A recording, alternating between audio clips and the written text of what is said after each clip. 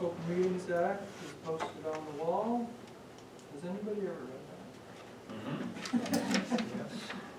that? And Lisa, would you call the roll? Vance. Here. Brad. Yes. Sean. Here. Skylar. Here. That doesn't account for. Would everybody join me in the pledge of allegiance? I pledge allegiance to the flag of the United States of America and to the republic for which it stands, one nation, under God, indivisible, with liberty and justice for all.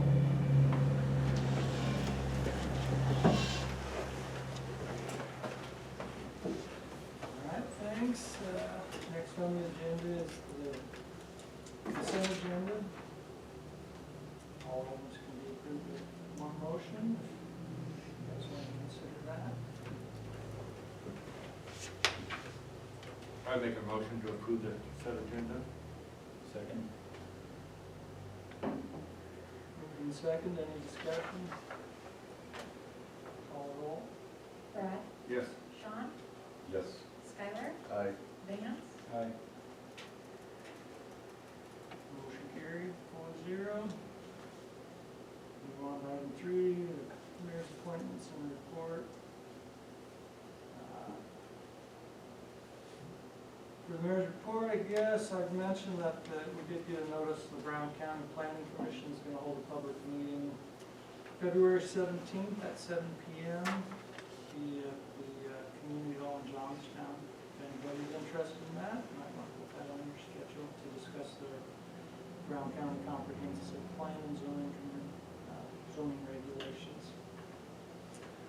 The only other thing I was going to mention, Lisa had sent to the council members earlier a week or so ago, just a report that I don't know if it put together, some utilities group, but it compared costs for water and sewer and electrical service in about 135 communities, mostly in Nebraska. Some of them, I think, dip down into Colorado.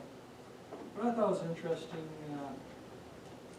We weren't in the electrical part because NPPD takes care of that rather than the sewer. But in the water information, for instance, for a home that uses in the 3,000 gallon category, average cost out of all those communities was $26.82 a month. Ainsworth was $17.15 a month. We ranked like 27th out of those 135 communities. So I thought that was interesting, and they had different categories for 3, 5, and 8,000 gallons, but we were about the same on all of them. The sewer, we were a little higher. We've had a lot of big projects recently with our sewer system, and so I guess you get good news and bad news. Water were cheap, sewer were more in the 90s out of 135, so not quite up or 10% on water, and probably about the lower 70th percentile in the sewer cost, but it all averages out, so I thought that was an interesting report. As far as appointments, I've talked to all these people for the Board of Adjustment. Doug Weiss and Shirley Crone, their terms expired, and they have agreed to an additional 3-year term. Rob Morrell's agreed to a term with the Municipal Golf Course Foundation account. That's a 6-year term. That's a long-term commitment. Yeah, it is. What does that committee do? Nothing. I was gonna say, I said yes. just wondered on what that committee would do. There's an account that was left by Bud Reinerson, and I think that's really about all that committee does is approve the expenditures on that, and really he left it to provide for a new flag as needed. Oh, right. For the golf. Right. I'm also on that committee, and we've never had meetings since I've been on it. The park board, 3-year terms. Bruce Papstein and Cody Gucci both agreed to. They've been on the park board in the past, and they agreed to another term. So those are the appointments for this month, and that gets us all caught up. Those, a lot of those expired January 1st, but we're all up to date now with all of the appointments. Not, those don't take approval, or they can, so would you consider approval? We would do each separately, don't we? I make a motion to take the mayor's appointment for reappointment of Doug Weiss and Shirley Crone for the term ending January 1st, 2024 for the Board of Adjustments for a 3-year term. Second. Moving second, any discussion? Call the roll. Sean, Aye. Skylar, Aye. Vance, Aye. Brad, Yes.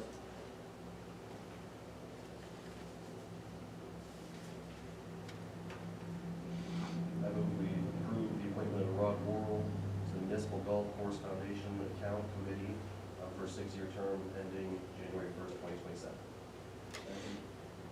Moving second, any discussion? Call the roll. Skylar, Aye. Vance, Aye. Brad, Yes. Sean, Aye.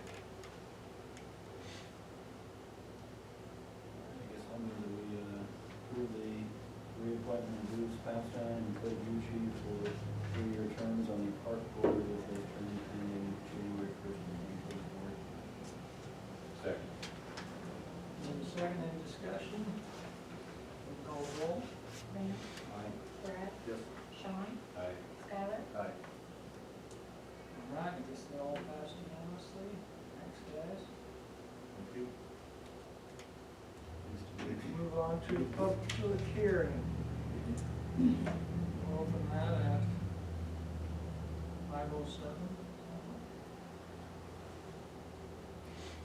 A public hearing for the 1 and 6-year street improvement program. And what we did there is put together what Lisa and Kevin had come up with, for what you're proposing or wanting to do. One thing that Lisa mentioned is you were talking about possibly doing some zoning districts or something, Paving districts? paving districts. And which particular streets would you target? I was thinking for sure that First Street because it gets a lot of truck traffic on it. And on that one there, is there some of these like paving districts, that one there would probably need to go concrete, but on some of those other ones in the future, can we do your opinion on grinding them down and doing an overlay? And maybe, I know some of them, over the years, of all the arbor coating, they've gotten really high. We need to really cut them down and probably, go back to maybe just asphalt and not concrete, but I think that First Street would have to be concrete because of all the heavy truck traffic we get on it. Yeah, I understand that. We've done a lot of millings projects in the past. One thing we used to be able to get from the state is they would surplus millings to counties and communities. But anymore, they're pretty much giving those, or surplusing them to the contractors, and they'll use it back in their mix on another project or the project they're on. So the counties getting very few mills.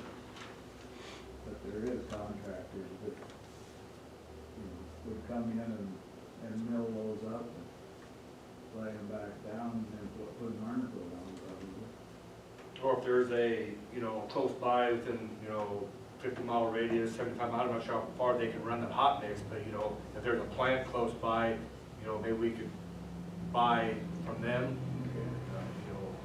Just a thought, maybe, of areas like that. Like I say, some of these ones that got heavy truck traffic on them, a lot of traffic, I think we need to look at the concrete on those.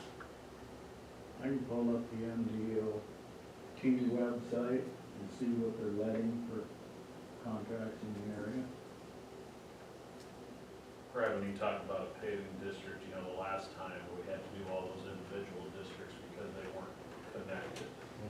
With First Street, if you're using that, it might be a good way to tie in some of those that failed the last time, I think like Elm, Maple, part of Oak, because you can do them all as one district as opposed to each standalone district either passing or failing, or one block passes and one block, you know, the whole thing fails, but then one block opts back in, like we kind of had patchwork the last time. It might be, if you're gonna tie in First Street, it might be good to Kind of other side streets. those others that East, that go failed the last north and time. south. Yeah, and then it can be still one district. Well, I didn't know how that would fare out though, saying, okay, First Street, we're gonna do, concrete, which is gonna be quite a bit higher price Right. per foot. Right. And then you go on the other streets and you're gonna do just an asphalt weight, which would be, you know, I don't know how you Because just. you do it on a per foot basis when you're assessing. And Yeah. so you would probably have to do two, and I don't know, Lloyd, you know, on a paving district, does it all have to be this uniform material? We had let them before where it was two different types of material. I thought you were talking integral curb and gutter and concrete paving, Yeah, and, but yeah, you can mix and match, but so I think that First Street definitely would have to go from curb to curb. I think that's, we do the curb too, cause it's, So, you know, you've got a block of Oak Street, you've got a portion of Woodward, you've got a portion of Osborne or whatever, that have had now concrete. You're talking about going back onto some of those that were previously rejected for concrete, and maybe going asphalt, so you kind of have a patchwork of asphalt and concrete, or?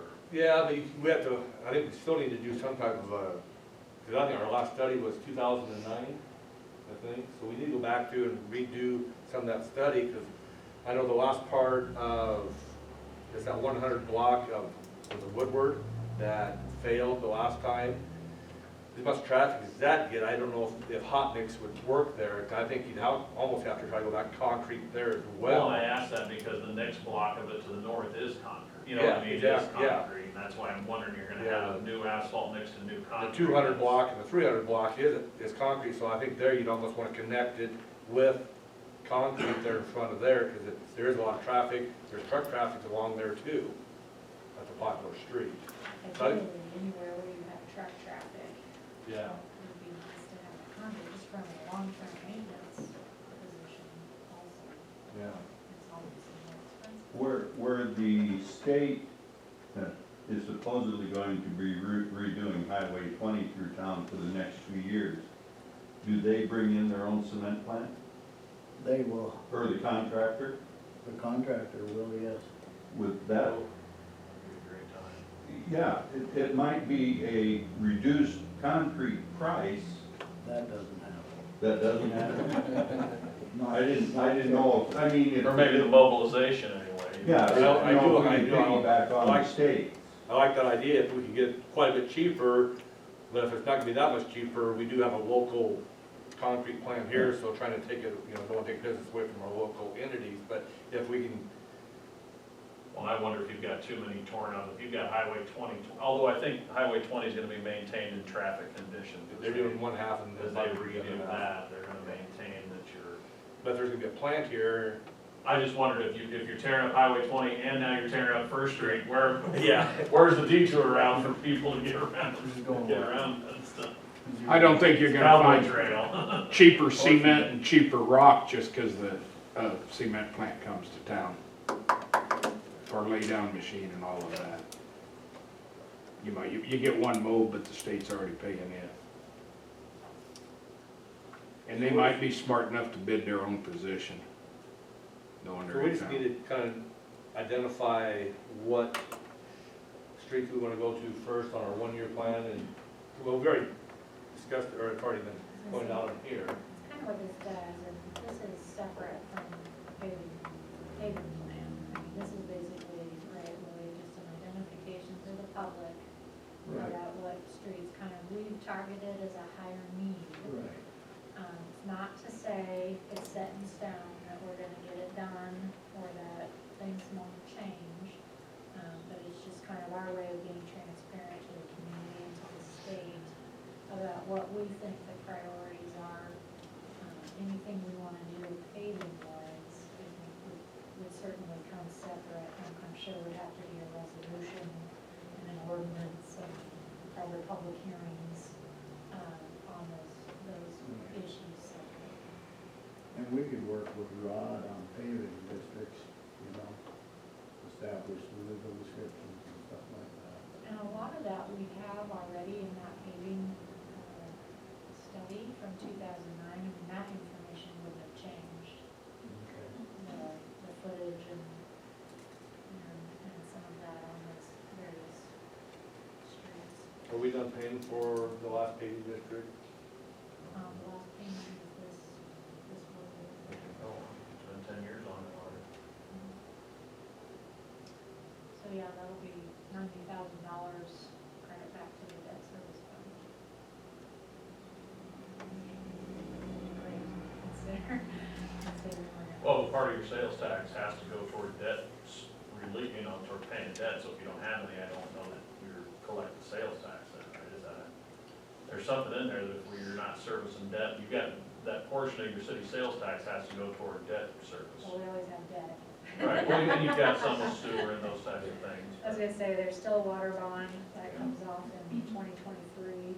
I just wonder, Brad, on, I don't know if you're gonna get pushback on, because, you know, we've set, the council, and I don't, none of you were on it, set the precedent that property owners kick in on paving projects now, and if we don't do it that way, they'll be. Well, And I get that, what I'm saying is, the last ones on those side streets, I shouldn't call them side streets, but on the north-south streets, were all done as concrete, and if you switch that to asphalt now, are you gonna have people jumping up and down at you saying, wait a minute, I had to kick in for a Right, nice yeah. concrete street, now you're letting my neighbors on the next block off with asphalt, and I didn't have that chance. Well, the way I understand is, back then, I think there was a state kicking on maybe, when we did that last. There was a CDBG Yeah, fund and that we may paid not, for part we of may it. not get that luxury this time doing these paving districts, so,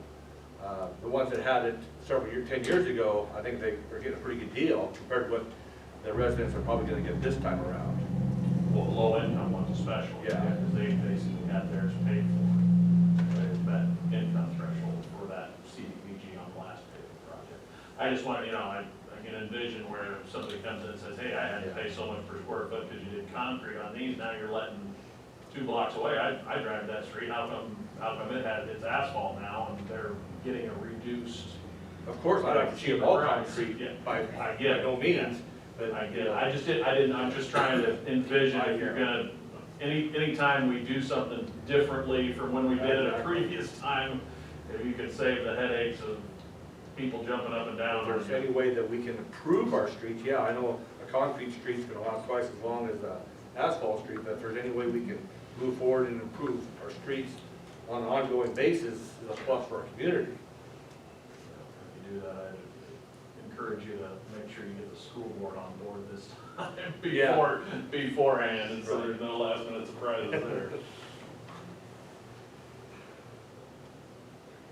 And some of the difference too is, you know, like when we're identifying, I'm sure, you know, at the end of the day, a lot of it has to do with cost too, but anything that we've identified as a potential truck route or a detour route, really, it's in our long-term best interest to try to get that to concrete versus asphalt. Emergency routes. Whereas maybe just a Time regular there, residential street, like, the emergent need isn't there. And that's why for sure, you know, First Street and Pine Street definitely would have to be, you'd want the concrete and a couple other, like Lisa said, emergency routes. And those are all identified in And I did, Lisa and I had talked about getting something on the various types of funding might be able, you know, to access. And there is a community development block grant. And Lisa had said her last LMI study indicated you would be eligible. And there's also rural development and community facilities direct loan and grant programs. And you've always got the choice in municipal bonds. CDBG, since we got some for sewer, are we ineligible for that for a certain time frame, or can we apply right away again for a different project? One of the really great things about CDBG. I didn't know if there was like, okay, if you got one, it's 3 years before you can apply again. Nope, you can actually have more than one going at one time, potentially, which is, that's what makes it such a necessity, you know, for the city to be eligible, because it's probably the best and most reliable source of aid that we have. And the maximum on that's 400,000, minimum is 250. CDBG is 25% match.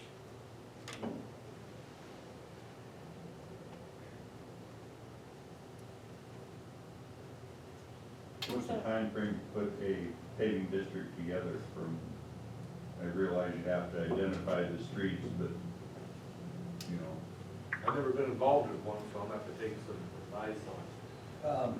There's actually two ways to do paving districts. You know, you can do it by going around and getting consent from, I think it's 60% of the landowners, or the footage maybe, not the lineage footage. Anyway, that's one way, and then the city can just go ahead and just do one if you want to. Time frame on it, depends upon how you do it and how long it takes to contact all the landowners and see if they agree or not. And the agreement, then the city can go ahead and pass the ordinance that forms the district. last time then evidently they just formed the districts and then people had the option to back out. To opt out, and it was more than 50% of the footage. Yeah. But the city created the districts, but they also did the community outreach. They did a couple of community meetings where all the property owners had the ability to come in, look at all the plans, look at the cost estimates per square foot, the grant money that was gonna be potentially going toward offsetting some of the costs. So they did some community education as part of it. And then in the end, you saw that there were quite a few that still opted out. And I used the thing with Brad because the school opted out and killed Elm Street. Otherwise Elm Street, that whole stretch would have passed, but the school opted out basically 2 full blocks because they had both blocks of Elm between Second and Third, and that killed the Elm Street project. So that's why some of that is outreach and getting people on board even before necessarily you create the district. You do some of that ahead of time, or right after you create the district, either way. But that probably could have been done a little better by your predecessors on the outreach portion. You know, same way with the Woodward Street on the 100 block there, yeah, 200 block. Well, that got opted out, but then that one block, they went around and got signatures to get back on. Because the whole stretch of Woodward opted out, and then one block of it on the far north end, they came back in and said, no, we want that deal just our block. And they had to come back with petitions themselves to get back in it. That's why some of it was patchwork. I think, was it the same way, Rod, you remember on Oak Street, I believe, was the same way. The full Oak Street district failed, but that one block of Oak Street got signatures on the north block between Third and Highway 20, came back with signatures and got back on it. It's how why some of those were partial streets and not all of them.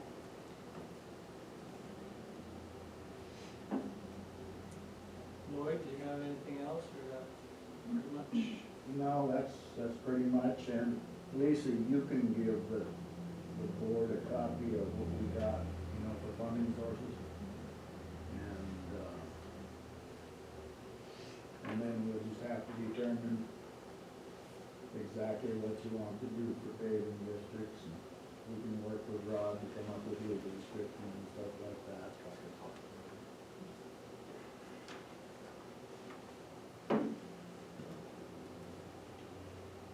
Any other public comment? close the hearing Good. at 5:25.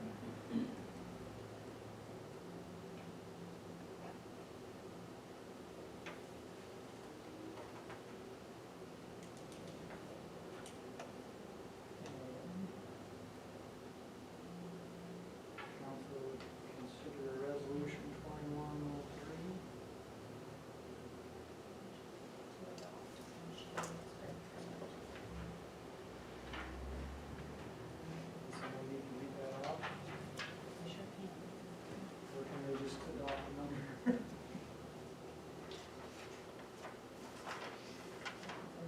I should read, I don't know if we're gonna read the motion.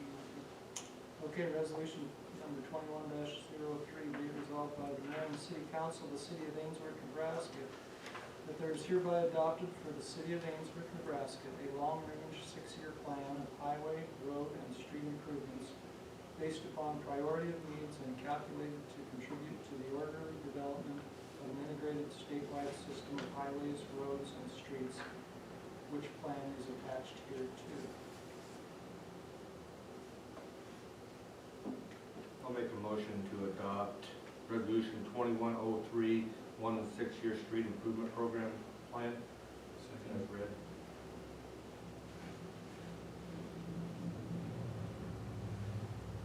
Somebody second? Oh, I'm sorry, I didn't hear you, yes. Moved and second, any other discussion? Go ahead and call the roll. Brad, Yes. Sean, Aye. Skylar, Aye. Vance.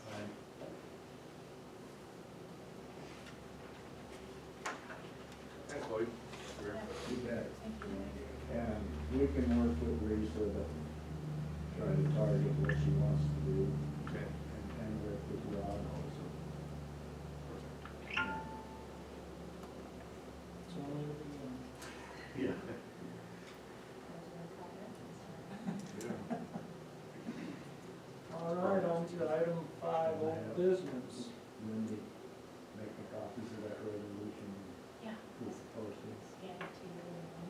Hmm? Can I scan it to you? Okay, that'd work, that would work.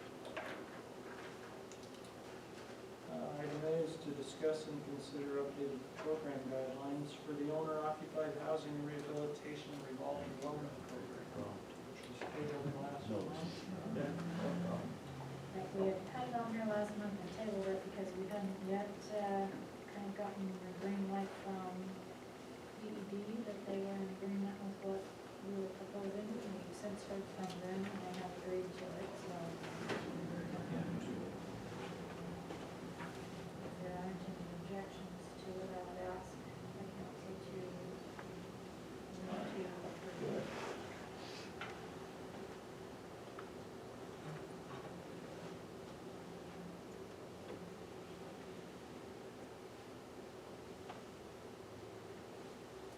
I'll make a motion to approve the State's Department of Economic Development housing, owner-occupied housing rehabilitation resolving wellness program. Second. Moving second, any discussion?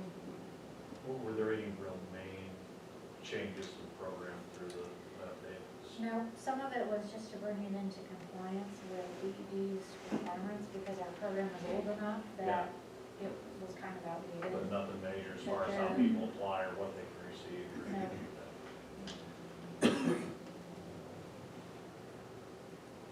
Any other comments? Go ahead and call the roll. Sean, Aye. Skylar, Aye. Vance, Brad, Yes. Motion carried. Unanimous. All right, on to item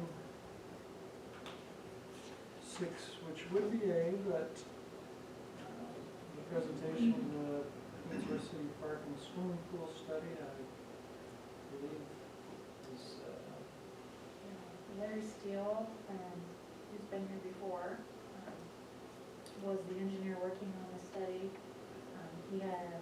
His father passed away, so he was not able to come here today, so if it's okay with the council, I would ask to have that table to March. And we'll come at that time and present it. I move we table the presentation of the city park and swimming pool study. Second. Moving second, any discussion? Roll call roll. Skylar? Aye. Vance? Aye. Brad? Yes. Sean? Aye. Motion carried, unanimous. Item B, nominate and consider the City of Ainsworth designated representative for Ainsworth membership in Central Nebraska Economic Development District. So CNED provides us CDBG certified grant administration services.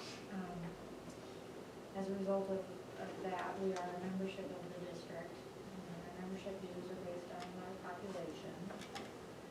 And in the past, because it is a membership organization, of course, the city of Ainsworth doesn't have the rights to a vote at their annual meetings. And so what this is asking is for us to update who that designated voting member will be and then an alternate as well. In past years, I think I have been the designated voting member and Larry Rice as mayor was the alternate. So whatever the council sees fit, whatever you choose. Just said there is a bit of a form that would have to be filled out by both the representative and the alternate to be submitted back to CNED. And you said there was cost to be the member?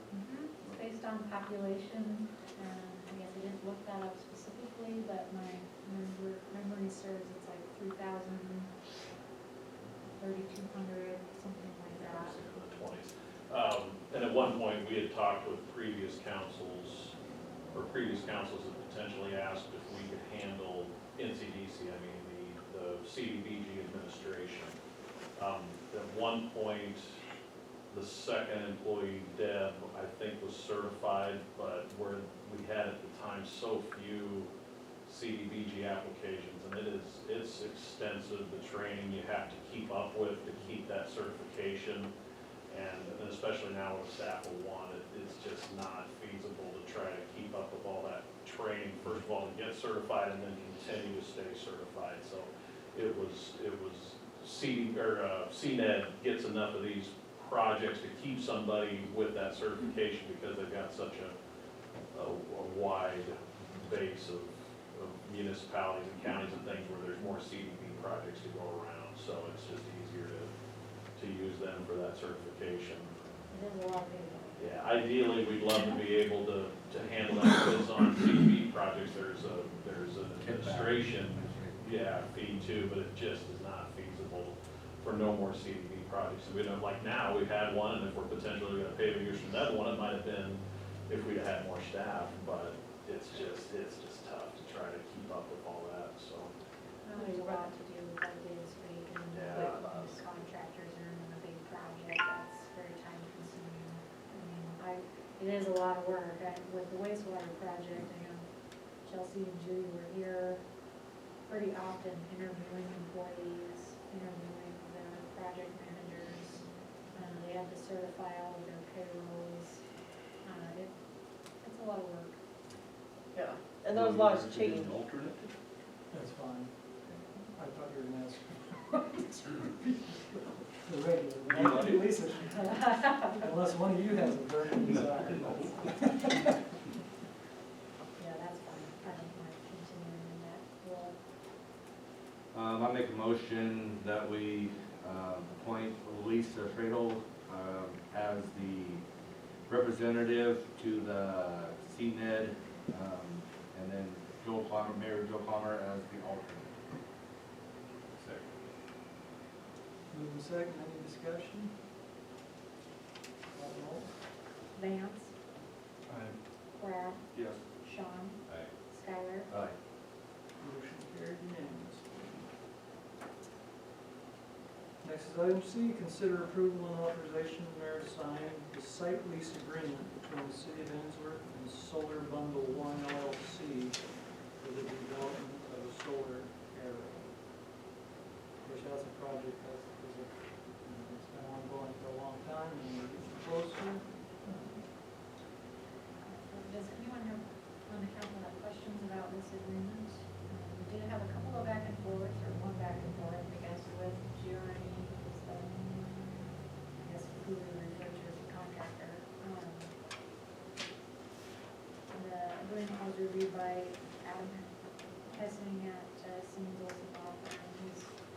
some experience with this, Scottsbluff has gone through the solar array project also. And seemed like GRME and Adam were in concurrence on, I guess, what's in front of you, so.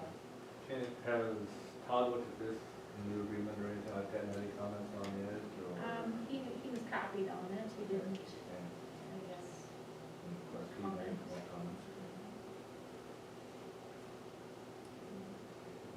And I kind of like his opinions and stuff like that, because he's really into that and kind of up to speed on a lot of that stuff, so. And we met with, actually just yesterday, we met with, the lead project managers for GRME and NRCS employees regarding the, pollinator habitat and ordering the seed and all of that. That's kind of part of the agreements is that, GRME order the seed and be in charge of planting it and all of that. And so it was coordinating all of those issues. If anybody's been paying attention, they've been unloading boxes out there on the side, so the panels are actually already out there, and the bases are what they were bringing in yesterday. So they're ready to rock and roll. Sounds like once we get all these agreements signed and they get the green light, they thought maybe March they'd be ready to kick it off, and 2 to 3 months they thought they might have project completed. So this is, what's that? Where's the studio? So the site is actually located, where the E-City Park, the southernmost ball field, and then there's that sort of excess trail that connects into the Cowboy Trail, and then there's a field, kind of just to the south of there. It's about 3.5 acre site, and that is where it will go. Did you say that Solar Bundle One LLC has had experience in this before? Yes, I mean, I don't even know how many months ago it been, Kathy, but NPPD did an RFP for the city under the community solar program, and NPPD offers, and GRME was one of several that had replied to the RFP, and that was part of it, is they had to give evidence of their experience and expertise. Right, there were 5 developers that responded to the RFP, which the pricing came back 1 year ago in February. So that was when we started looking. NPPD actually has a matrix where we evaluate all the respondents that come in. Some of it's, and it's weighted on different measures. The pricing is weighted heavier. Experience, their technology, all of those things. And GRME is who NPPD recommended and the city approved because their pricing was the most attractive. They met all the requirements in the RFP, all the technical requirements, and they also had previous experience doing this kind of work. And GRME has actually had a couple other, there's one in Ogallala that they're going to be doing, a different community solar project with NPPD, so they have more experience. So when we put it in the matrix with everybody that responded to the RFP, they shook out the best. Where are they out of? Lincoln. They've been very knowledgeable when I've met with them. We've met with them over Zoom, we've met with them in person yesterday. I've had a couple of phone calls with Travis, several emails back and forth, and he seems very knowledgeable. Are they a private group of investors or what? Well, the actual makeup of their business, I'm not sure of, but they are a private entity, yes. They're kind of the middle person then, right? Middleman between NPPD and us? They're the contractor. They're and gonna the developer. They're gonna build it. They're the developer, and they'll be the responsible for the maintenance of it and all of those things as we go forward. And one of the pieces outside of, there's this agreement that the city has with them for the site, the use of the site. And there's an agreement that the city has, which is next on the agenda, with NPPD for the community solar program as a retail community of NPPD. And then there's, right, a third agreement. Power between purchase NPPD agreement. And GRN, yeah, for the Between, power. right, between MPPD and GRNE, and we're working on that, and we're pretty close to having that, where everybody's agreeing to the verbiage in the contract. GRN is another company? GRNE, I don't know how they did it. We started off with GRNE as for the request for proposals, and then when it came time to do, so I'm not real versed on how they trademarked themselves. They came back as that Solar One, whatever it was, Solar Bundle One. So how they set themselves up with the Secretary of State and all of that. So I'm not sure how that works, but that's them, it's GRNE doing business as Solar Bundle One. And it has to do with the tax incentives and all of those things. The tax increment financing or whatever it is. Investment tax credits. And that company's out of where? The Solar Bundle One, No, the the GRNE is out of Lincoln, GRNE. yes. So as council members, as you can see, I took the liberty to just let GRNE sign since they were in agreement. That way, if city council is in agreement as well, we could sign and we could just have it ready to go after the meeting tonight. So if you approve of this. So, You read through this, Rod, haven't you? Have you read through the contract? Well, originally I was given the copies. There was a lot of things that needed changed originally, and I don't know whether those got changed or. we were. I haven't gone over it since the original contract was submitted. We have a meeting here between Greg and Lisa and I. And Greg had to leave early and we never did get through it, so I don't know whatever happened to that. I've been working with Adam, just because, again, he's been through this with his experiences in scrap growth, and that, we kind of talked about that at that meeting the other day. We did have a list of items, we reviewed this, I think, and the original agreement NPPD had submitted. Adam had requested, I think there was like 9 things that we needed clarification on. Kathy had responded to that and provided that information back to Adam, and then the adjustments were made. There was a lot of back and forth between your attorney from Scottsbluff and our attorneys and everybody that's in between, so there was, due diligence was done for the contract anyway.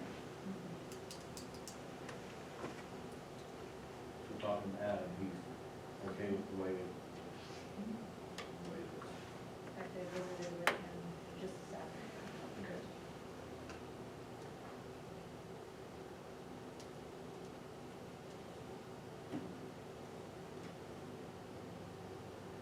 Any other questions?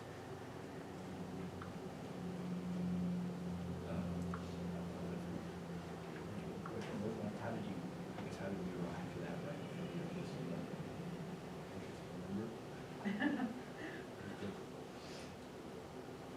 Is that just maybe some figure, just for the legal I think purposes the of legality. consideration? Will this be treated as a public utility in the franchise agreement? Well, it's already, I mean, Kathy, you can jump in if I'm incorrect in this, but with the community solar program that NPPD offers is how this project is being commenced. That's all part of our franchise and lease with NPPD as a retail company. So the power purchase is the tie between GR and NPPD. Right. So if things don't work out, do we have an exit program? Do we have a way that we can protect the city, you know? I think that's in the agreement with NPPD that covers. Now, are you talking your land lease with GRE, or are you talking your project, solar project agreement with NPPD? They're both on tonight's agenda. Or either one? Well, so the solar project agreement that you're looking at for tonight is a 20-year agreement. The pro agreement, the professional retail operations agreement, that if you look in this agreement, it says it was dated in 2004. It was amended in 2017. That's a 25-year agreement. So the two agreements will be running parallel with each other. And as long as you have your pro agreement in force and effect, which you will because you've already signed that back in 2017, then all of the agreement stuff in here, you don't technically need an exit plan. It is there is a portion of it that will be part of the distribution system, which the city owns. The pricing on the solar project came in pretty attractive. So for the solar shares that are distributed amongst the city accounts and your customers, the city customers who sign up for it, it actually will provide them a credit on their bill, on their electric bill. So the pricing came in below what we call our base production energy charge. So for any citizen who pays an MPPD bill that signs up to be part of this, if they want to be green or they just want a credit on their account, they will end up each month having a small credit on their account to offset their power, their electric charge on their monthly bills. So So what happens when the solar panels wear out? GRN has to remember. right, GR&E will be responsible for They those. have to replace them? Well, At the end of the term, they can remove them or they can. yes, yes. I think what Ron's getting at, say, everything gets installed in 5 years, one of them is damaged or They have bad to or. do the Yep. Yeah, okay. The city has no obligation to do it, No. other than the site, and that's why we, Cost control, does the city have any control of that? I mean, The cost is, what they're gonna charge? we selected the show price yes. months ago, it was like a year ago. That was when the RFPs came in. They all had their pricing in it. The pricing in the RFPs was like $50.80 per megawatt hour, all the way up to $87 per megawatt hour. So obviously, we would not have recommended $87 for the per megawatt hour because that's way above the base energy charge, which is $58. So we wouldn't have recommended. We would have said, maybe you don't want to do the project. It's not really in the best interest. We had one community that actually did, and it was Kearney. Their energy pricing came in a little above the base energy charge. They still chose to go ahead with it because they wanted to use a great portion of that solar as incentives for economic development in the community. So even today, because it locked in at that price for 20 years or 25, whatever their contract was, I think it was 25, but they pay a small premium charge to be part of the solar project, where Ainsworth will not have that. Ainsworth will actually be coming in a slight bit lower. So it's an attractive incentive piece for people to sign up.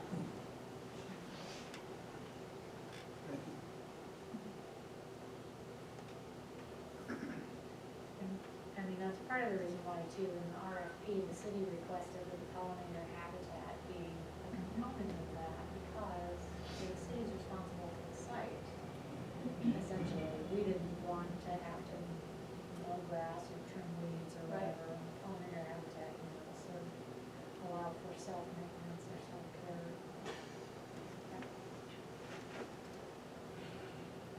It's just a good way all the way around it. It should be, yes, Ideally.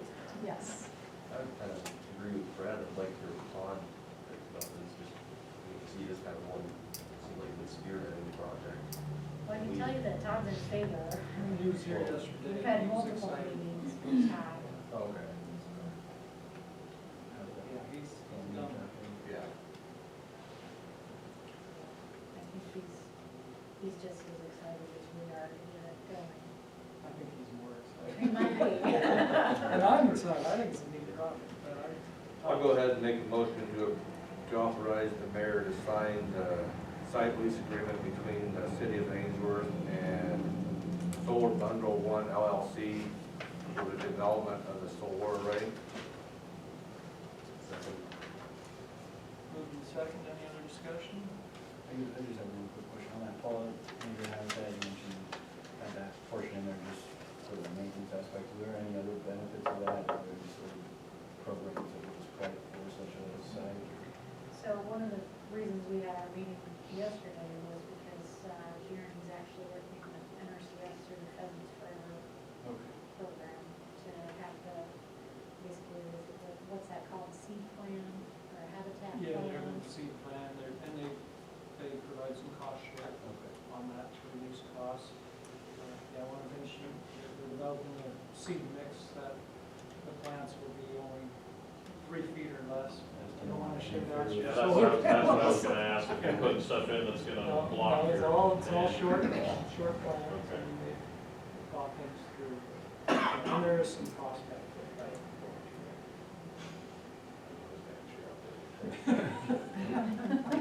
Sunflowers move with the sun. Any other questions? Discussion. We're gonna call the roll. Brad, Yes. Sean, Aye. Skylar, Aye. Vance, Aye. Motion carried. I move to approve authorization of mayor to sign the community solar project agreement between City of Ainsworth and Wood County.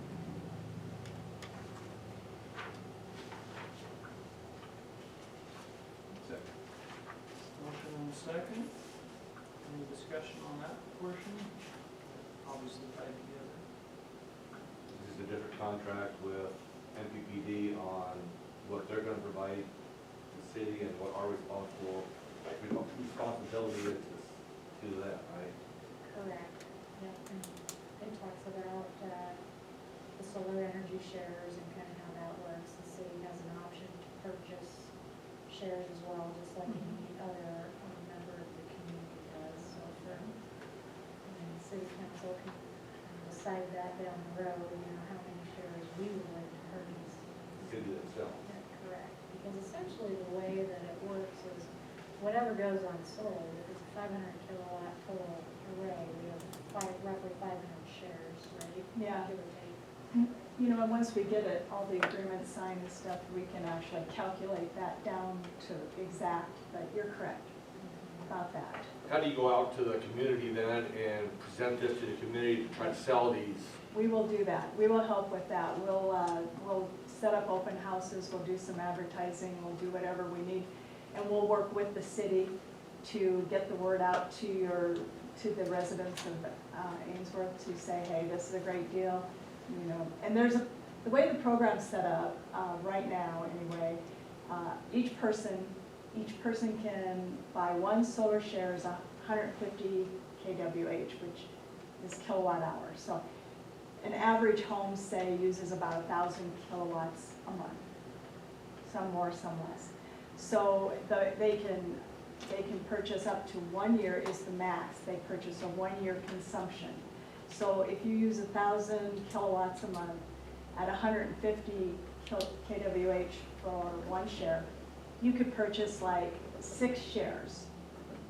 And then that would be like 900 kilowatts to offset your monthly bill. So that's how it works. The beauty of the program is for the city, there's no upfront costs. There's not hardly any responsibility for maintenance or anything. GRNE will do the maintenance. It provides solar option for your citizens who otherwise wouldn't necessarily be able to do solar. So if you like rent an apartment, or if you have a duplex or a condo, or maybe you're a business and you don't have a spot for it, it gives them the option to be able to participate in a program like that. And the solar array will sit on the south side of town by your park, your ballparks, and they can subscribe shares, and we'll help to market all that when we get just a little bit further, after we get through all the agreements. Is that one share per property? Per meter, yes, Me.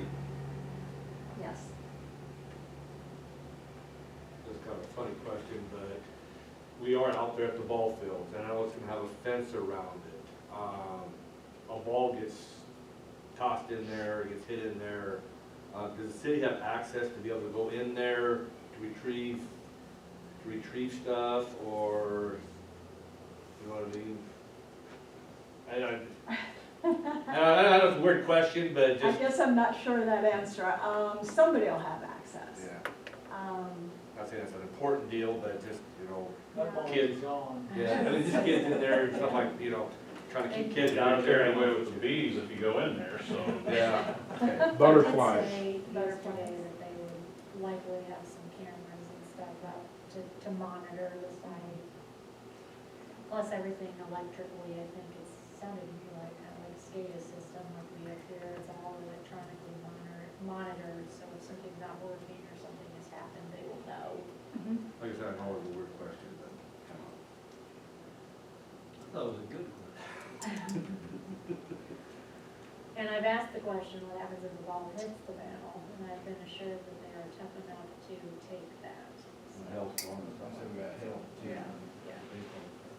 That's asked lots of times. What about hailstorms? We have them all over the place. They say they hang in there pretty well. I guess we'll find out. And they're all through the sand hills, out of all the new solar wells, so I think they hold up. Any other discussion? There's a motion on the floor. Call the roll. Sean, Aye. Skylar, Aye. Dan, Aye. Brad. Yes. Thank you. You bet. So Lisa, will you scan the signed copy tomorrow, or do you want, I can, if that. however you want to do it? For you guys. That works fine for me. Okay. Yeah, Okay. I'll Do you have that. a card so we can get your name right? Yeah, Thank you. Thanks for coming, Kathy. you bet, anytime. You don't want to tell them that. Anytime. All right, item E, discuss and consider ratification by the Demolition Grant. Through 121 I don't want to ring you short. No, it's fine. Got it. Total project cost up to maximum of $10,000. Yeah, so this is a demolition grant, so a little bit different than what we've seen the past couple of months facade grants. This is an eligible business that's applying. Demo is a little, the one committee visited about this a bit, usually a set dollar amount when you see the facade. Demo's very hard to get estimates because you don't know the tonnage on the debris. So essentially what the committee decided in their recommendation was the maximum grant amount is $10,000 with a 50% match, so they would approve up to $10,000 providing that 50% match. So at the end of the project, when they come in to go down, basically the office would tabulate the prices and pay 50% up to a maximum of $10,000. If So- it would be. So if they brought in enough receipts for $20,000, we can give them the full $10,000. Correct. Otherwise, it would just be. I think, Brad, like part of that too is if we work with the fire department, that obviously changes our budget considerably, so. Like Lisa said, demo is just very difficult to Yeah.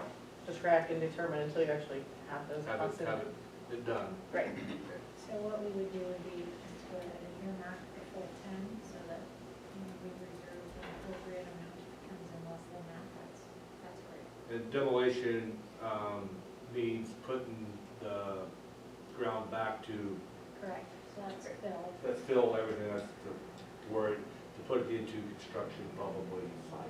What we talked about at the loan committee meeting was anything involved in demo, so that could be asbestos removal, but it will not include site acquisition costs.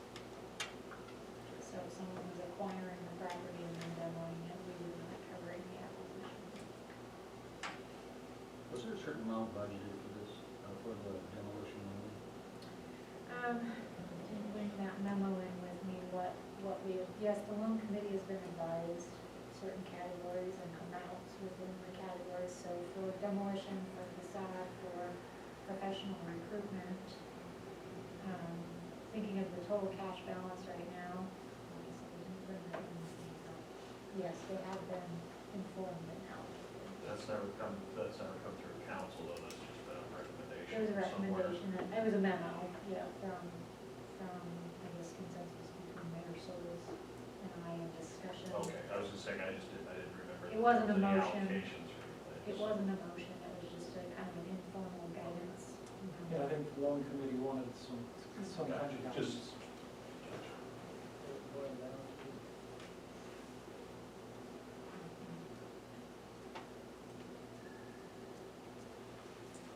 Yeah, this was, something different, something new. We've been talking about demolition for a while and trying to get some, Without disclosing anything, is this a property that's on your nuisance Yes, list that's getting cleared off? Good. I did stop in yesterday and take a look at the papers, so I'm pretty versed in it, so yes, it is, it's a property that's gonna, it needs to be gone.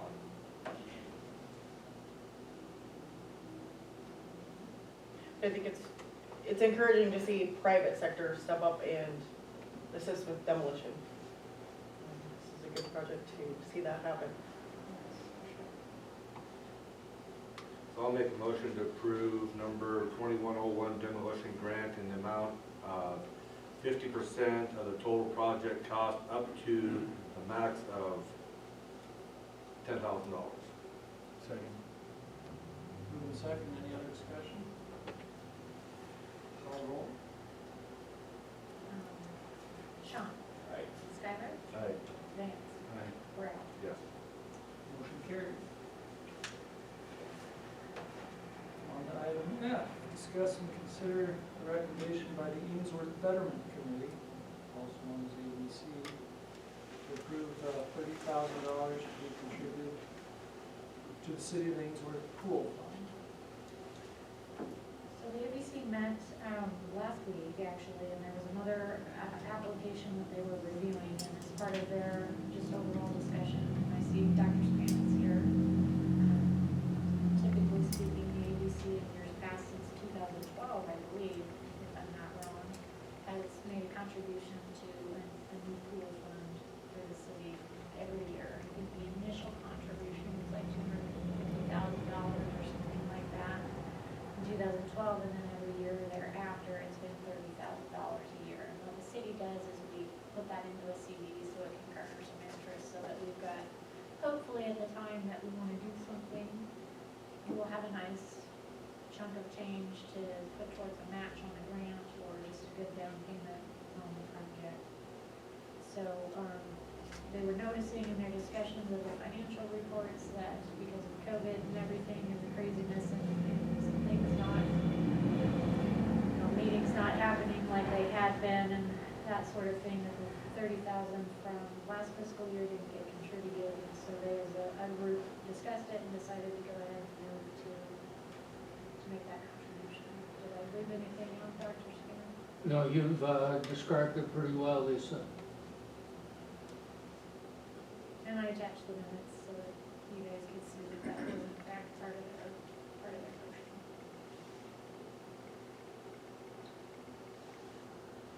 I move we approve the $30,000 from the ABC fund, from the ABC committee, to be contributed to the Ainsworth Pool Fund. Second. Motion and a second, any other discussion? With this 30, do you have no ballpark what that'll have, and it's over 400 now. It is, it's more like 460. 460.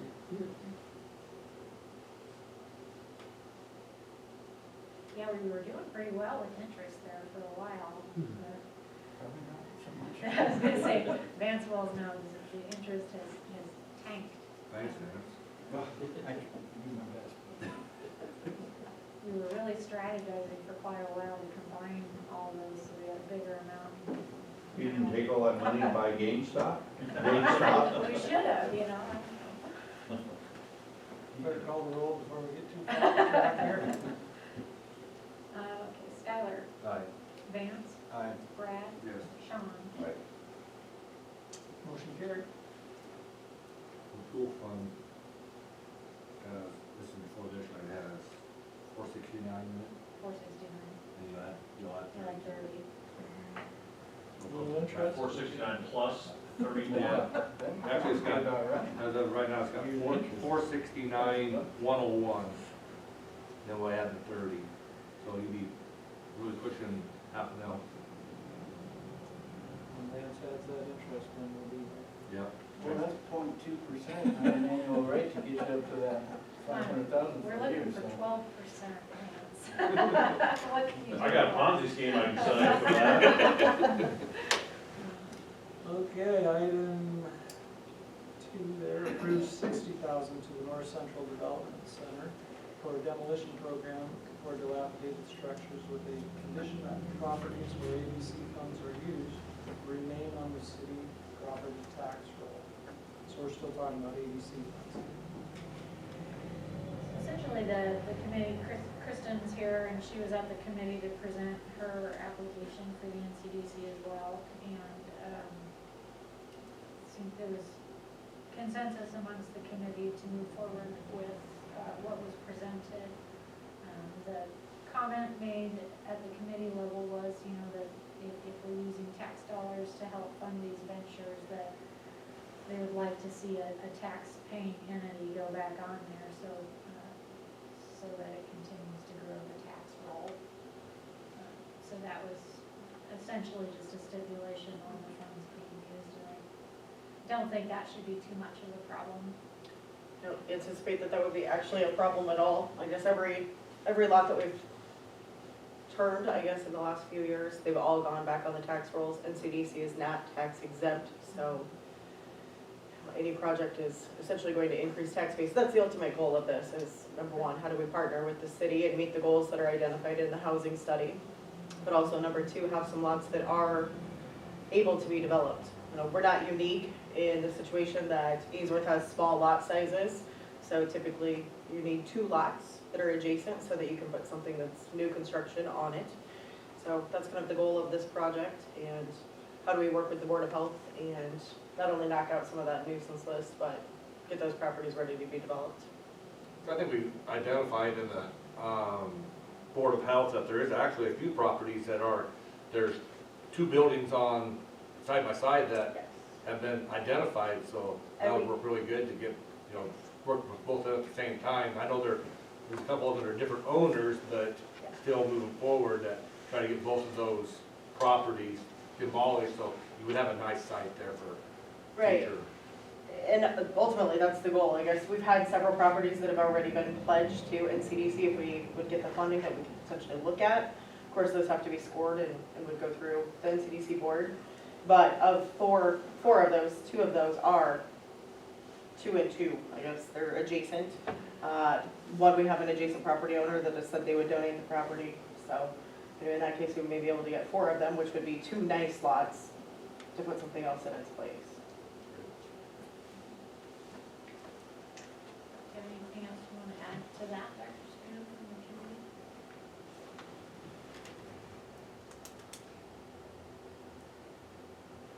And again, just one thing I'd point out to the council is from the NCDC board standpoint, our goal is we have no interest in owning property. We don't want mowing, the insurance, any of that. So as we work, if we're gonna work on having property donated, there's gonna be an end game before we accept it. What is this? Am I fair to say that, Kristen? What are we gonna use this for? How's it going? Is it the property owner gonna take it back as a neighbor? Want it to develop something? Do we have something identified that the contractor wants, you know, whatever it may be, there will be an end game. We just don't want an empty lot. That, well, and we don't want an empty lot because we don't want to be responsible for the maintenance, the mowing, the snow removal, all of the things that come with an empty lot, the insurance, the liability. So our goal is not going to be to own any of these properties. It's going to be to assist with the demolition and get them out for development. See, the only way that we could see something change, like we're looking at the rural workforce housing, in the event that we had a site that we had a plan for, let's, you know, but to have it sit vacant and have us just sit on it until we have a buyer, no, that's not our game. The other thing, I guess, just to point out, I don't know how many of you took time to read that application, but it would also require investment from the current property owners. We feel that it's a public-private investment and it's a partnership. Because ultimately, those property owners that are on the nuisance list, they do have some responsibility to help clean up that property. It is their responsibility as well. So that way we're leveraging the ABC funds and we're not just using them all. In a case like this, we should be able to do about $120,000 worth of demolition work with only $60,000 coming from the public sector.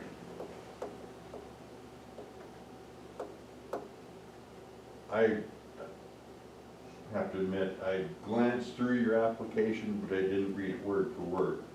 So what the ABC, these $60,000 funds are made available to NCDC that you can draw against once you have your Correct. end game set and that. If you And it'll- determine that these two lots, the buildings need to be torn down, this is the price you can draw against that $60,000. And it'll be similar to anything with, like with an LD 840, is Right. the money Okay. stays in the city coffers, it'll be Yeah. the invoices Yeah. per project. Yeah, like the Yep. facade deal, Yep. Correct. they bring, you bring in the bill, say this is what it cost us, okay.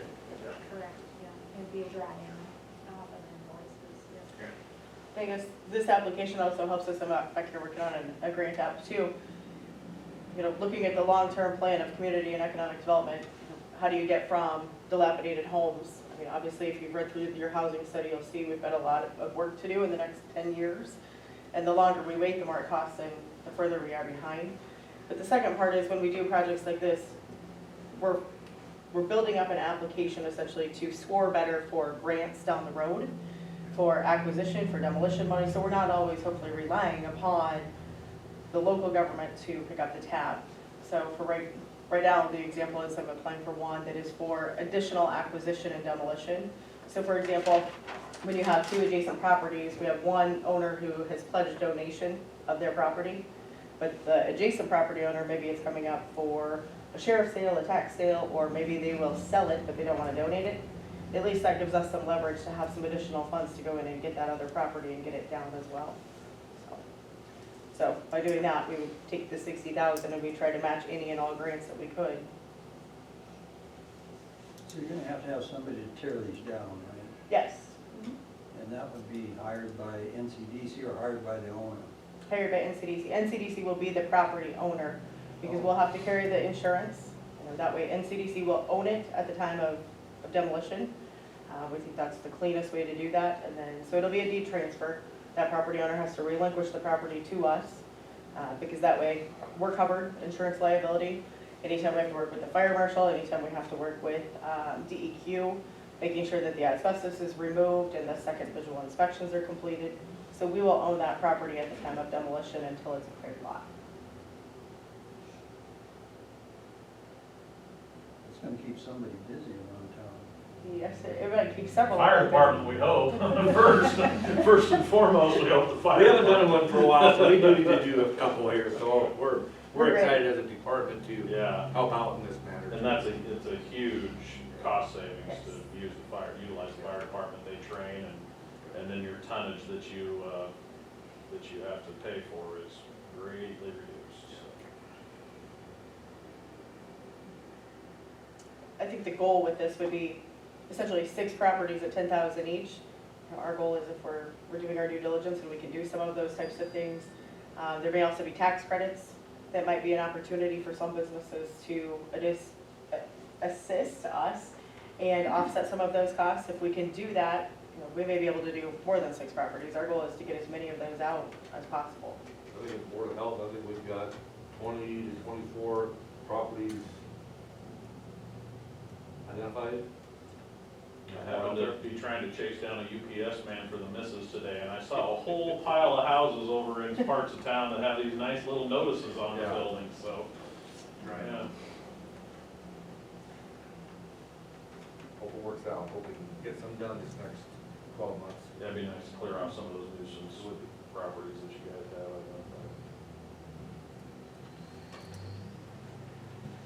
I know in the past, fire department was limited by, like, the state fire marshal as to how many you could actually use for training, is that We still in limited place? ourselves because we were getting, there were so many that people were asking us for, and so we said we would do 2 a year. Yeah, But we haven't done any for, well, we did one a year ago.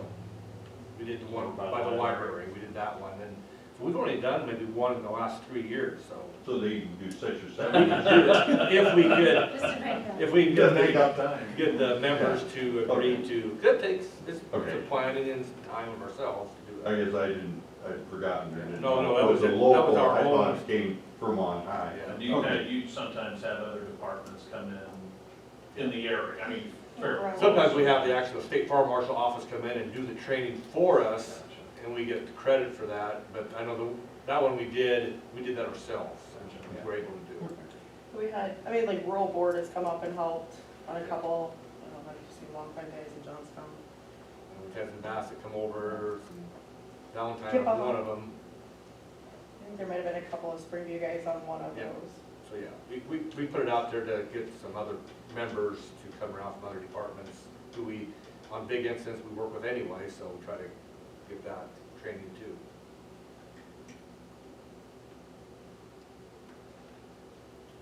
So with that, I guess I will make a motion to approve $60,000 of ABC funds to NCDC for demolition program for delinquent structures with the conditions of property where ABC funds are used.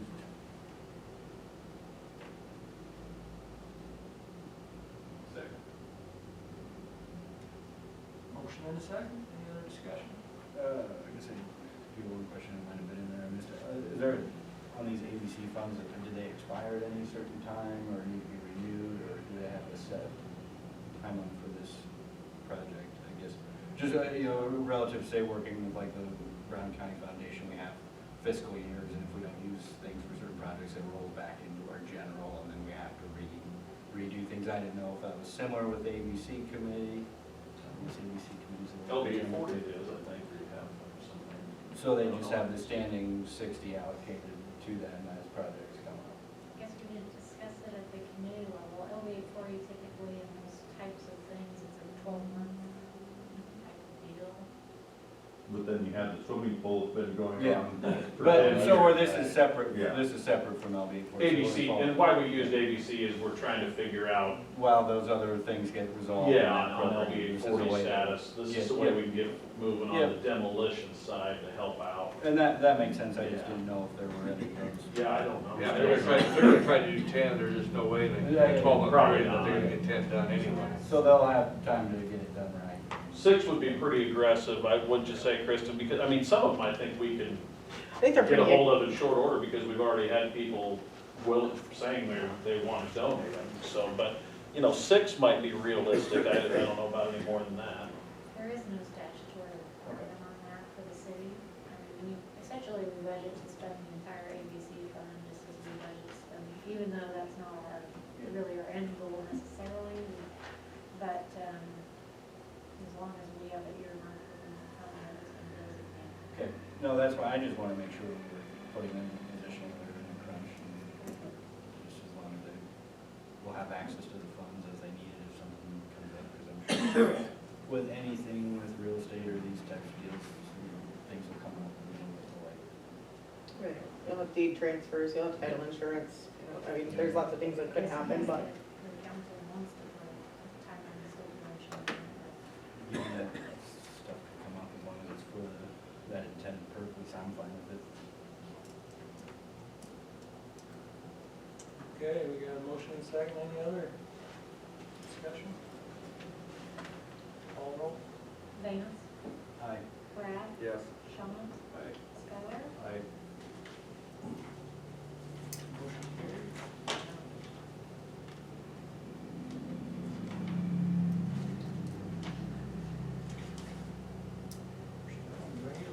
Item G.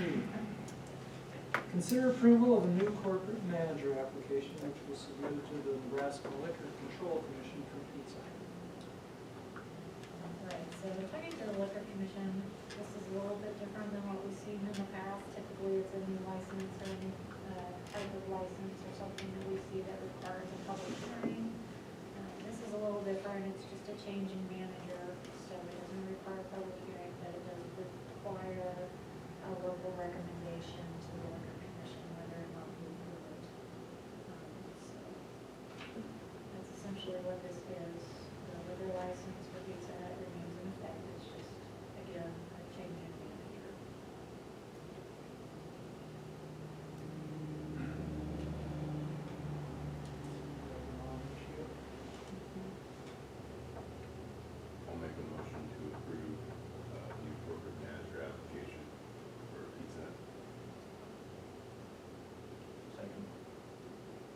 second. Any other discussion?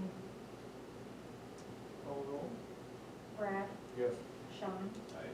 Skylar, Dana. Motion carried. Am I the only one that found a little unusual, one of the forms they had redacted, like his date of birth, you know, and different things, but yet they put his birth certificate in there? I know, I thought that odd myself, but typically when they, what their names were. Not the man that live here, is that the way that works, or he's the manager of the pizza here? Make sure they're over 21. When they send a service announcement, they put the person's social security, the deceased person's social security on All right, item H, consider a fair housing activity for the owner-occupied housing rehabilitation program. So I feel like we talk about this every month forever, but in the quest for repurposing of reuse funds still, one of the requirements is under HUD, a fair housing activity. We did one here not too long ago with the, I think it was with the waste, what was that for, that we did that wastewater project, we had to do one. Anyway, we did a post on our website, and we did a training with some high school kids at school, a discussion. Judy Peterson came out and did a presentation on fair housing. So essentially, there's a list under HUD of different activities that you can do that qualify.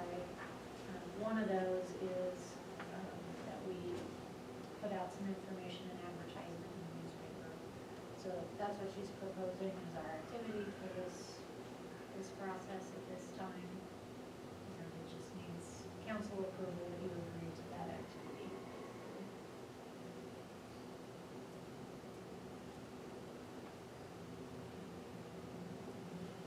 There's quite a few different options. In the past, we've put equal opportunity logo on our stationery. We've put advertisements on our billboards and stuff up here in the city office and in other public spaces. Essentially, the school thought is just to get information out and to educate the community on that.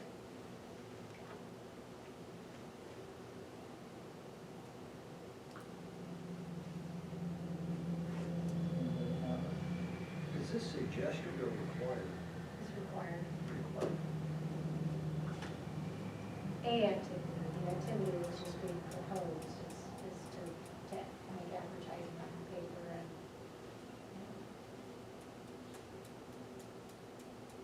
do it that way for this time. Somebody can recommend it or propose a different activity that satisfies. I was just trying to, what's that requirements. motion to sound like I recommend we just do that?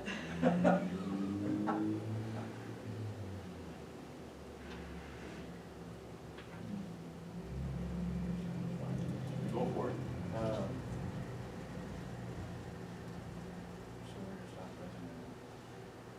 Basically, a fair housing activity to be publishing in the paper information about fair housing. Authorized to publish in the paper the information on fair housing. I'll second. Moved and seconded. Any other discussion? Call roll. Sean, Aye. Skylar, Aye. Vance, Aye. Brad, Yes. Okay. Item I, the Lisa's report. So a lot of the month, honestly, just feels like I did a lot of paperwork, a lot of grant paperwork.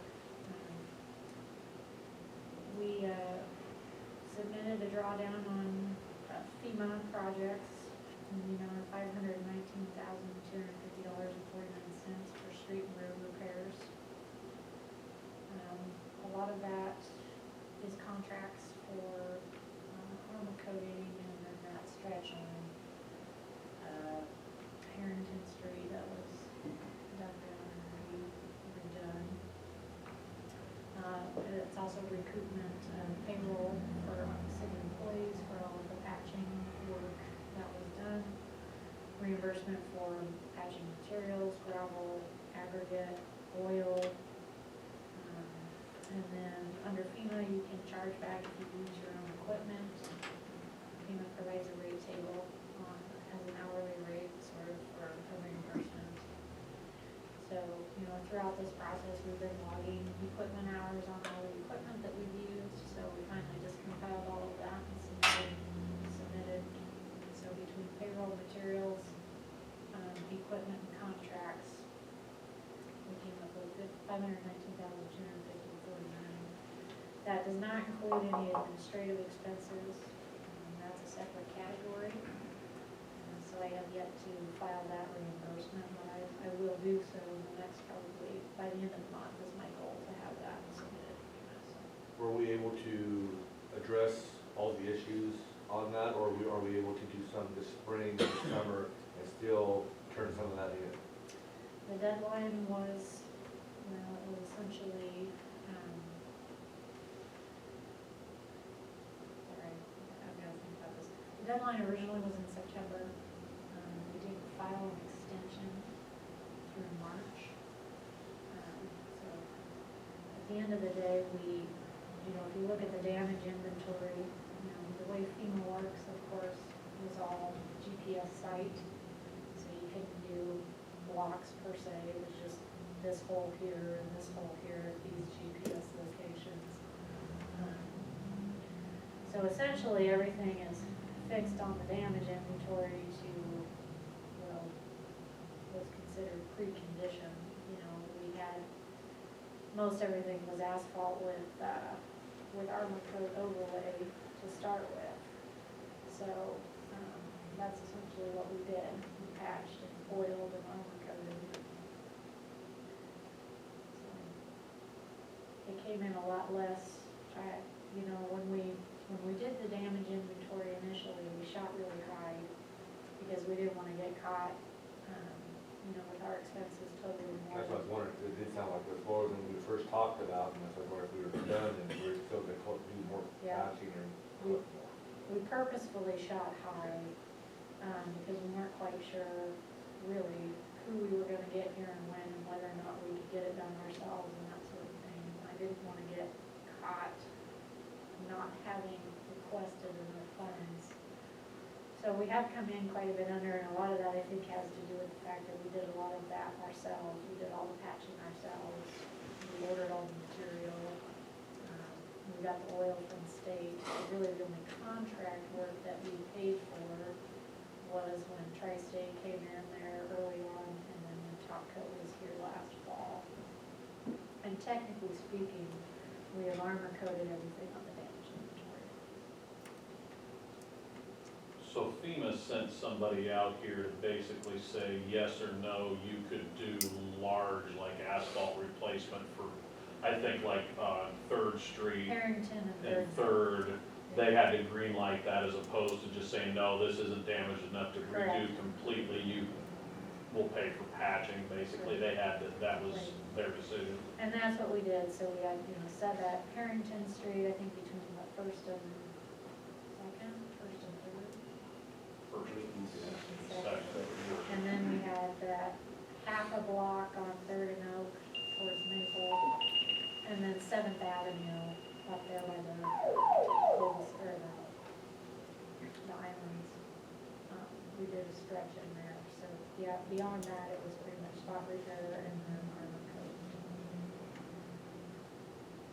So like I said, administrative expenses hasn't been submitted yet, so there will be a little bit more coming in on top of that, so that will include all my time, any time Wendy and Cody spent on the project, some administrative equipment, technology type equipment. We had to purchase a GPS locate and some things like that, so we'll be figuring all of that in under category Z.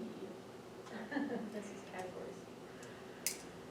A lot of CDBG drawdown paperwork and reporting. We also have implemented direct deposit, and have implemented or started implementing a new time and attendance software.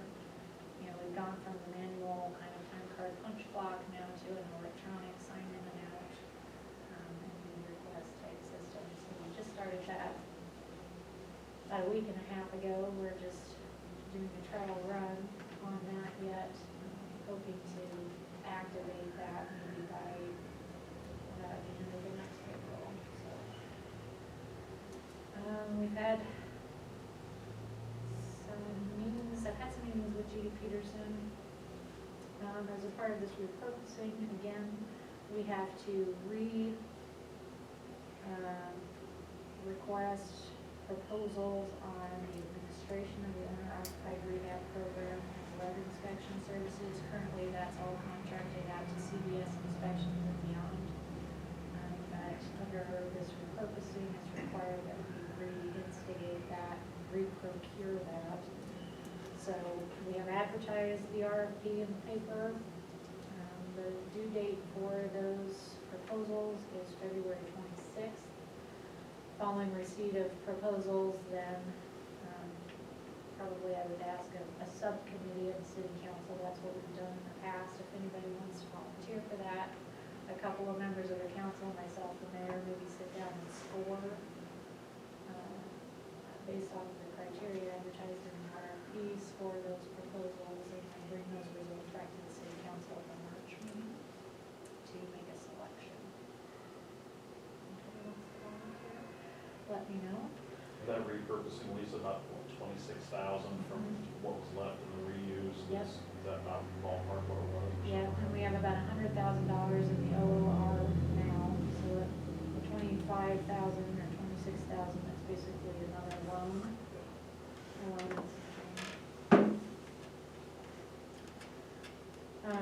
Lots of meetings and discussions about the solar array, the solar agreements, the pollinator habitats. A lot of meetings with GRME.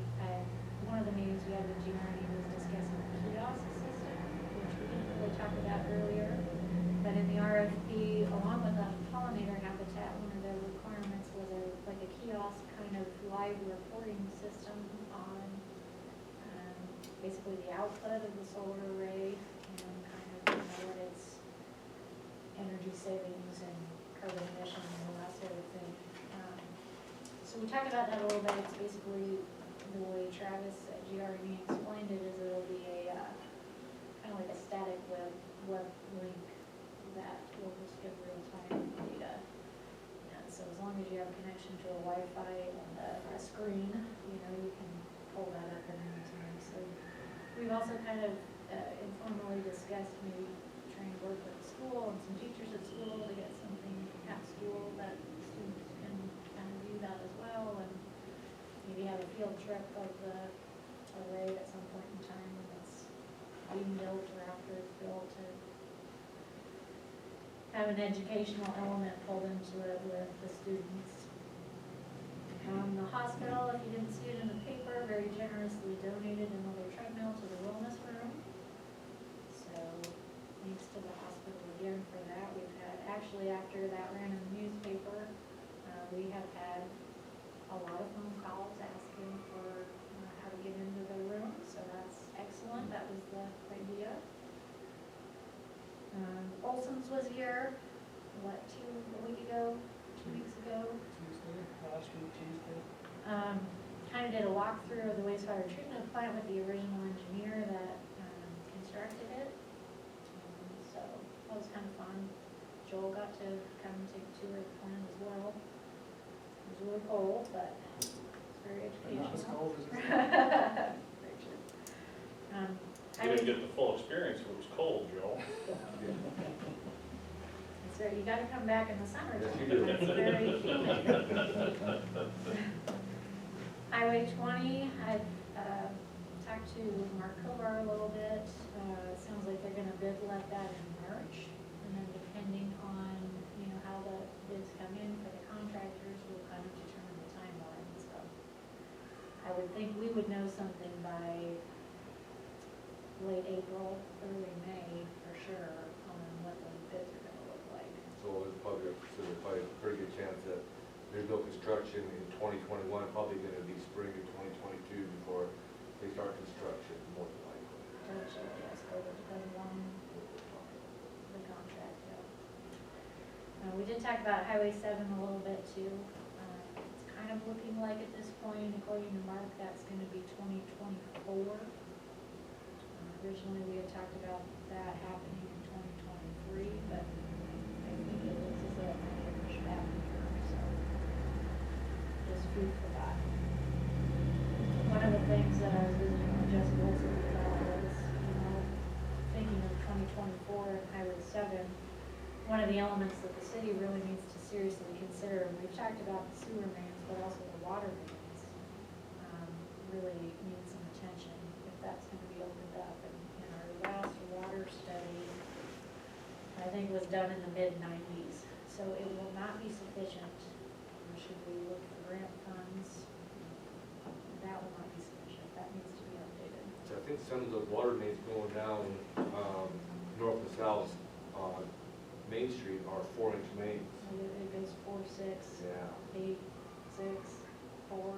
Like I know if you hook on when we hooked on a couple different hydrants, just doing some practice, that there's not enough water for if any of those buildings catch a fire, that there's not adequate water.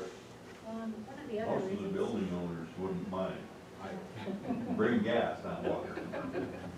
One of the other issues too is, moving south, out of town, south of Cottonwood Villa there, there's been a lot of potential prospects for developing that area, but there is not sufficient water pressure for anything commercial, and nothing that would comply with current state fire suppression. The hydrant is all but non-existent. Exactly. So, that's just a kind of another seed for needing to take a look at that. That Highway 7, that, if I remember right, that includes all sidewalk replacement for those blocks of Main Street, doesn't it? It wasn't sidewalk. It's business front to business front. Yeah, that's why I thought that was. How far south are they projecting to go with that project?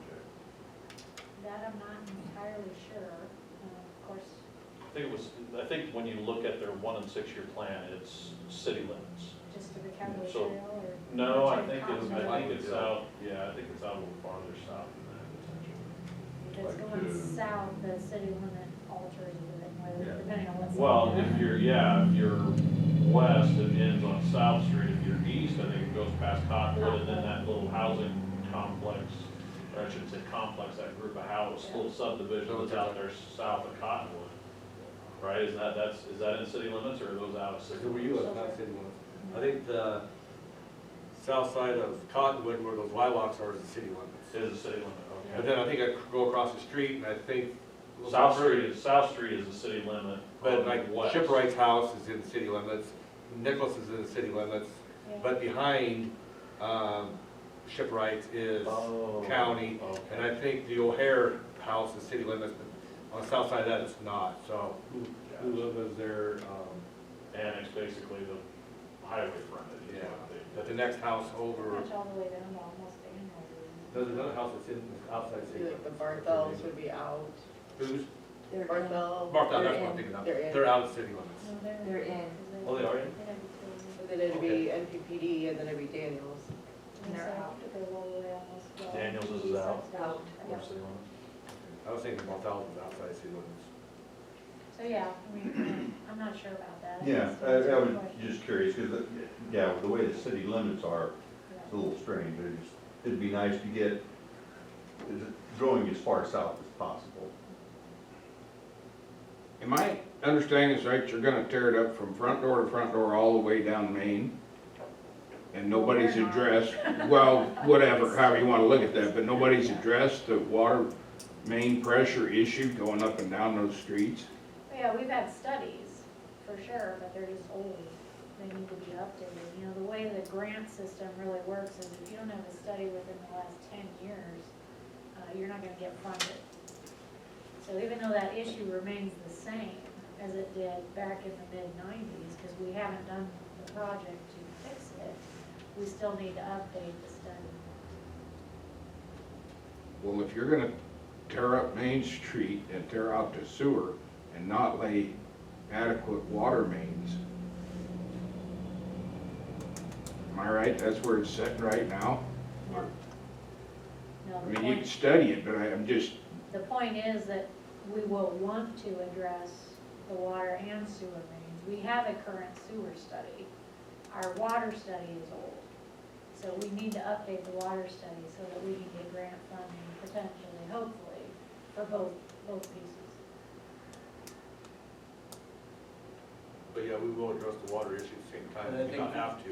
To your point, we don't want to tear everything up and not address it. well, I know Right, and they couldn't shut off the water in my building, and hadn't shut it off for 20 years when they'd been told to, and then they had to knock a hole in the sidewalk, go down and figure out how to shut the water off before we did anything, and that was on mine. I'm surprised. You've got a main line coming out of the cemetery, and there's a way to come right across, right down in front of Cottonwood. They actually We've had that in a design plan from Okay. Olson's. Would it be, I mean, something as part of your study, depending on how far they go with that project, it might be wise to look at tying Cottonwood into sewer. If you're gonna redo that, send it out at least that far, because I think a lot of the issues they're having is Cottonwood has enough sewer usage that it kind of sometimes overwhelms the current lines you have in that neighborhood, because it doesn't, their sewer doesn't go down Main. It goes, I think, into that block or next block to the east.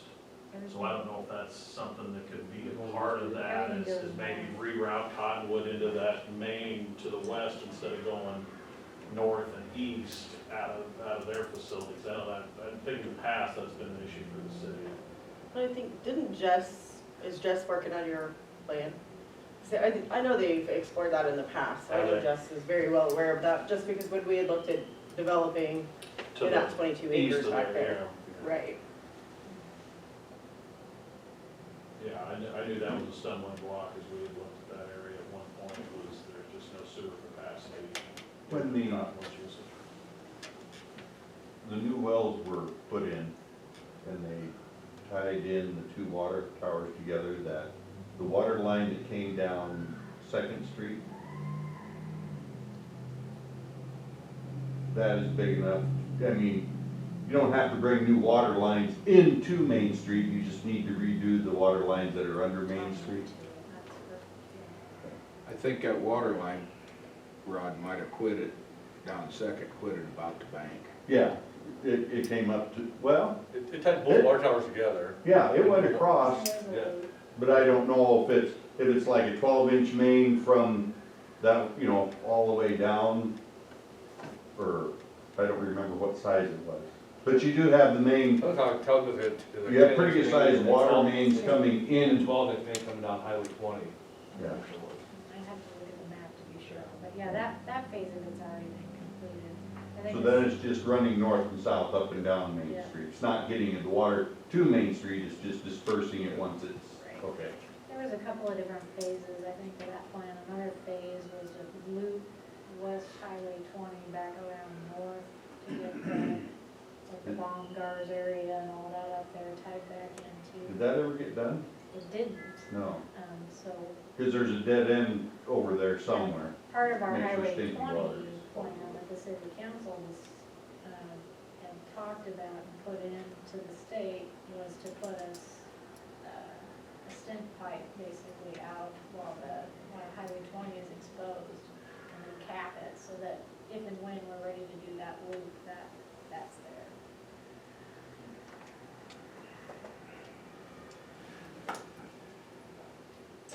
All right, That's where we're at. that's it.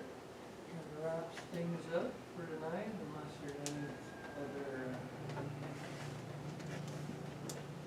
business for the cause.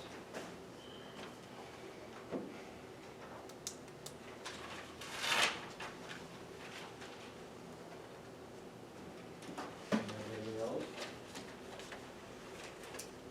Nothing on the agenda. You guys wanna, Meeting going to executive session. I won't be able to, I do have to have another meeting I can't miss at 7 o'clock. any information to discuss? Yeah, I think so.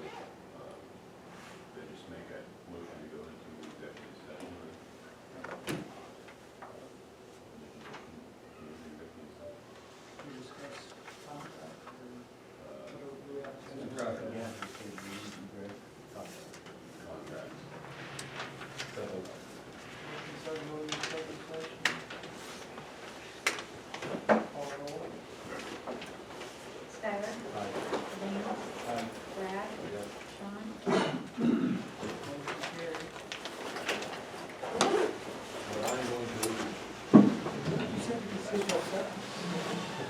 Yeah, you do it.